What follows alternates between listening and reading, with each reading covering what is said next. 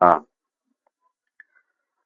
ಜೀರ್ಣಕ್ರಿಯೆ ಚೆನ್ನಾಗಾಗ್ಲಿಕ್ಕೆ ಮತ್ತೆ aunty ageing, ಸುಮಾರು 60-70 ವರ್ಷ ಆದ್ರೂ ಕೂಡ ಸುಮಾರು 35-40 ವರ್ಷ ಆದವ್ರ ತರ ಕಾಣಿಸ್ಬೇಕು ಅಂತ ಅಂದ್ರೆ ಈ 3 ಇಂಗ್ರೀಡಿಯೆಂಟ್ಸ್ ಗಳನ್ನ ಬಳಸಬೇಕು.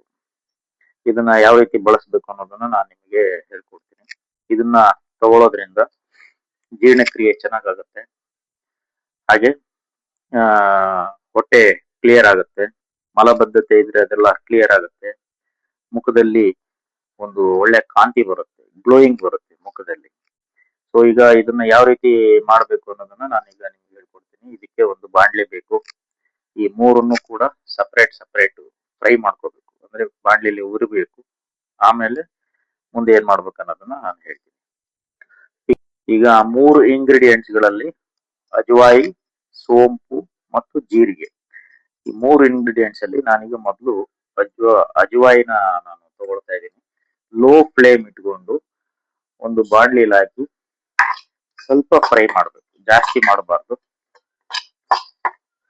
ಸ್ವಲ್ಪ ಫ್ರೈ ಮಾಡಿ, ಸ್ವಲ್ಪ ಬಿಸಿ ಆಗೋ ತರ ಫ್ರೈ ಮಾಡಬೇಕು. ಸೋಂಪು ಕಾಳನ್ನ ತಗೊಂಡು ನಾನು ಫ್ರೈ ಮಾಡ್ಕೊತಾ ಇದ್ದೀನಿ.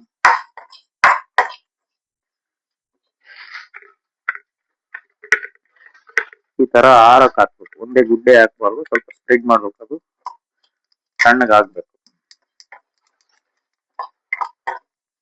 ಫ್ರೈ ಆಗಿದೆ.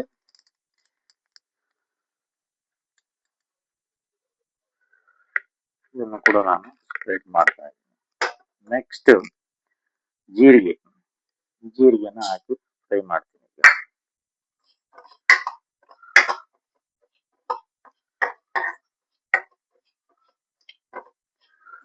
ಲೋ ಫ್ಲೇಮ್ ಅಲ್ಲಿ ಜೀರಿಗೆನ ಫ್ರೈ ಮಾಡುವಾಗ ಒಂದು ಸ್ಮೆಲ್ ಬರುತ್ತೆ, ಫ್ರೈ ಆಗ್ತಾ ಇರುವಾಗ ಒಂದು ಒಳ್ಳೆ ಫ್ಲೇವರ್ ಬರುತ್ತೆ. ಸೊ ಅದು ಬರೋವರೆಗೂ ನಾವು ಫ್ರೈ ಮಾಡ್ತಾ ಇರಬೇಕು.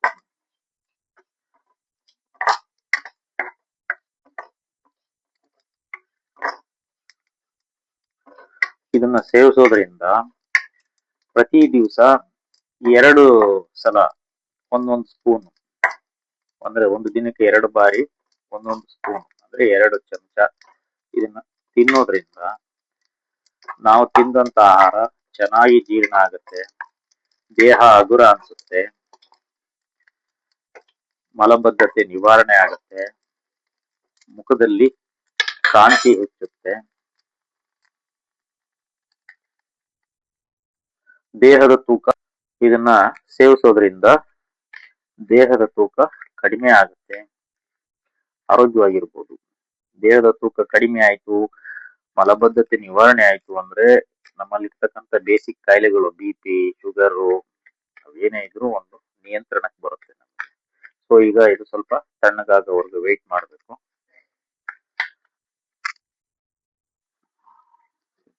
ಈಗ ಇದಕ್ಕೆ ಒಂದ್ ಸ್ವಲ್ಪ ಏಲಕ್ಕಿ ಕಾಯಿನ ಹಾಕೊಂಡು ಮಿಕ್ಸಿಲಿ ಇದನ್ನೆಲ್ಲ ರುಬ್ಬಿ ಪುಡಿ ಮಾಡಿ ಇಟ್ಕೊಂಡು ಪ್ರತಿ ದಿವಸ ಒಂದೊಂದು ಸ್ಪೂನು ನೀರಿಗೆ ಹಾಕೊಂಡು ಕುಡಿಯೋದ್ರಿಂದ ತಿಂದಂತ ಆಹಾರ ಚೆನ್ನಾಗಿ ಜೀರ್ಣ ಆಗುತ್ತೆ. ಜೀರ್ಣ ಆಯ್ತು ಅಂತಂದ್ರೆ ಮಲಬದ್ಧತೆ ನಿವಾರಣೆ ಆಗುತ್ತೆ, ನಿವಾರಣೆ ಆದ್ರೆ ಉದರ ಶುದ್ಧ ಆಗುತ್ತೆ, ಅಂದ್ರೆ ಹೊಟ್ಟೆ ಶುದ್ಧವಾಗುತ್ತೆ, ಶುದ್ಧವಾದ ಮುಖದ ಕಾಂತಿ ಆಟೋಮೆಟಿಕ್ ಆಗಿ ಗ್ಲೋ ಆಗುತ್ತೆ. ಗ್ಲೋ ಆಗೋದ್ರಿಂದ ನಾವು ಆಂಟಿ ಏಜಿಂಗ್, ಅಂದ್ರೆ ಏಜು ಕಡಿಮೆ ಆದೋ ರೀತಿ ನಾವು ಕಾಣಿಸ್ತೀವಿ. ಈಗ ಇದನ್ನ ಗ್ರೈಂಡ್ ಮಾಡ್ಕೋಬೇಕು.